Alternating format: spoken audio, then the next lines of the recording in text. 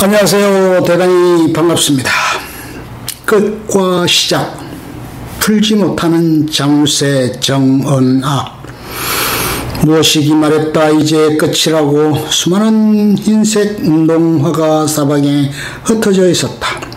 누군가 신발을 무작위로 마구 던진 것처럼 아무렇게나 뒹굴었다. 나는 신발 한 짝을 신은 채로 나머지 한 짝을 찾고 있었다. 내 운동화는 흰 끈으로 메어져 있고 다른 것들은 끈없이 밋밋했다.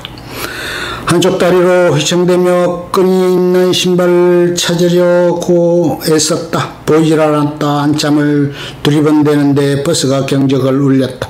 조급해졌다. 어쩔 수 없이 주변에 있는 신발 중 한 짝을 신었다. 긴 바지 아래에 감춰진 짝짝이 운동화, 똑같은 흰색이라 얼핏 보면 아무도 모를 거라고 생각했다. 버스를 탔어도 얼떨결에 신고 온 신발 한 짝과 잃어버린 신발 한 짝이 신경 쓰였다. 꿈이었다. 꿈을 맹신하진 않지만 그 꿈은 유난히 선명했다.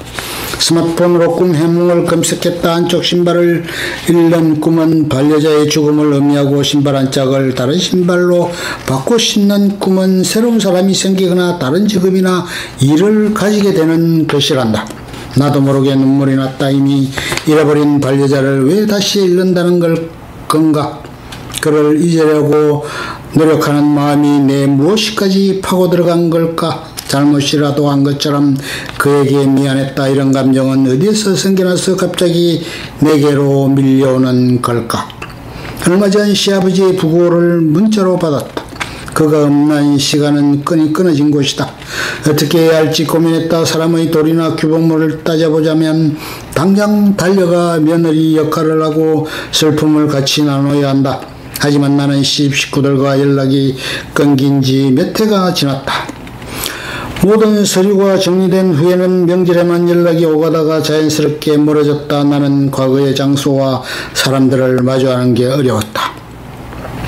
도망치고 싶었다. 세상은 그대로인데 남편만 빠진 상황이 받아들이기 힘들었으니까. 어떤 사건은 정신적 외상을 남긴다. 배우자의 갑작스러운 죽음이 나에게 그랬나 보다. 육체적 외상과 달리 정신적 외상은 눈으로 보이지 않으니 대처하기가 어렵다.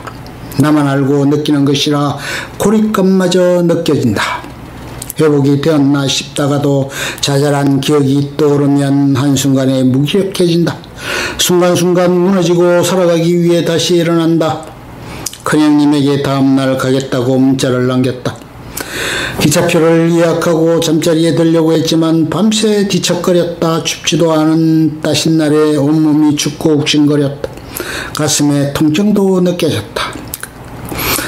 카디건을 입고 웅크리고 누워도 여전히 아팠다. 힘들어하다 잠깐 잠이 들었다.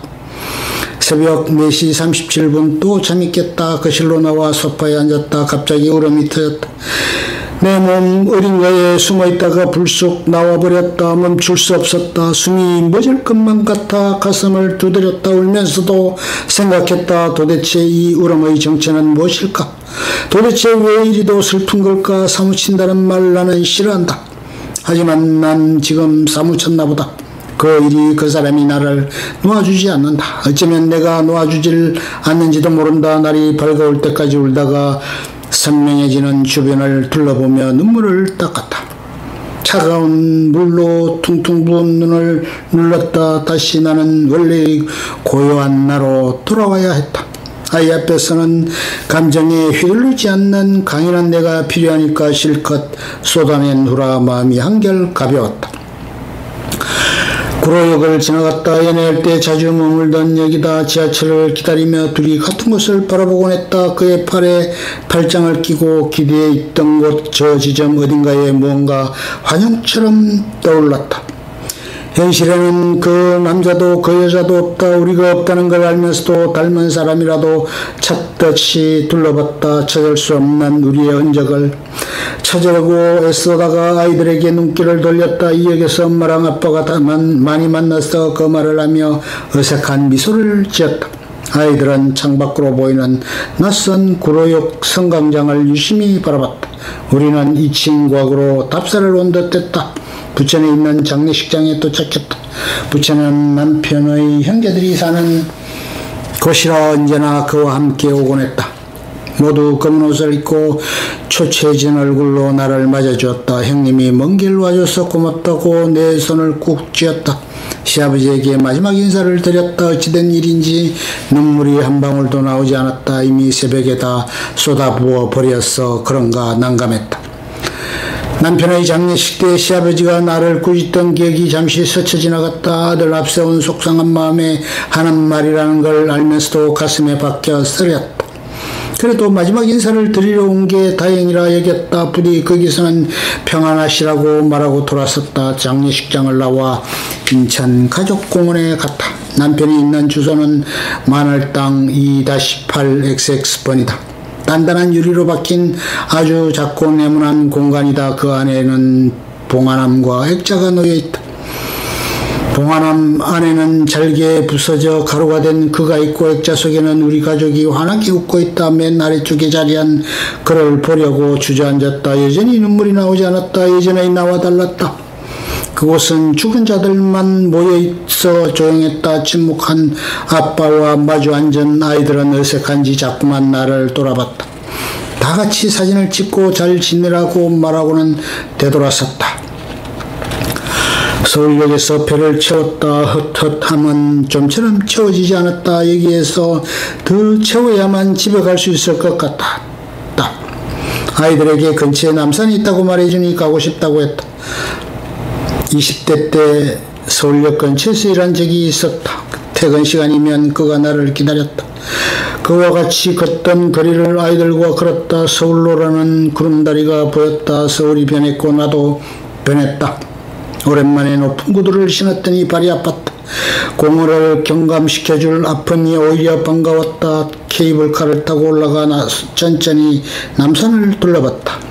수천 개도 넘는 사랑의 장쇠들이 다닥다닥 붙어 있었다. 저 수많은 사랑의 명새들은 어떻게 되었을까? 어떤 이는 자물쇠를 풀고 자유로워지고 싶지 않을까? 잊힌 자물쇠를 풀어줄 열쇠는 영원히 찾지 못할 것만 같았다. 풀지 못하는 자물쇠는 철조망 한가 귀퉁이에 매달린 채 기약도 없이 갇혔다. 자물쇠는 굳게 잠긴 채 녹슬고 낡아간다. 둘이 같이 바라보던 곳에서 아이들과 같이 바라보고 사진을 찍었다. 발은 더 아팠고 온몸에 식은땀이 흘렀다. 정신적 공허는 남산 계단에서 비실거리는 육체 때문에 시들해졌다. 남산을 돌아다니는 아이들은 보이는 것은 모두 받아들이겠다는 눈빛으로 반짝였다. 내가 아이들에게 보챘다. 제발 그만 보고 가자. 며칠 후 흰 운동화 꿈을 꿨다. 친구에게 꿈 얘기를 했더니 시간이 흘렀으니 자연스러운 거라고 말했다. 더 이상 그 사람에게 미안한 감정을 가질 필요도 없고 너도 너의 삶을 살아야 하지 않겠냐고 했다. 맞는 말이다.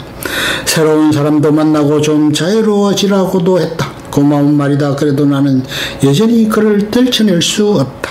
이렇게 그를 건네려다 다시 생각했다. 삶의 어떤 것이든 해석이 중요하다.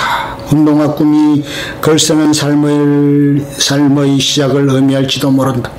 이제는 이제까지 글과는 상관없는 삶을 살았지만 앞으로는 글이 내 삶의 일부분을 차지할 거라고 무엇이 알려준 건 아닐까. 풀지 못할 무언가에 매여있는 삶이라도 새로운 삶은 언제나 우리를 기다리고 있지 않을까.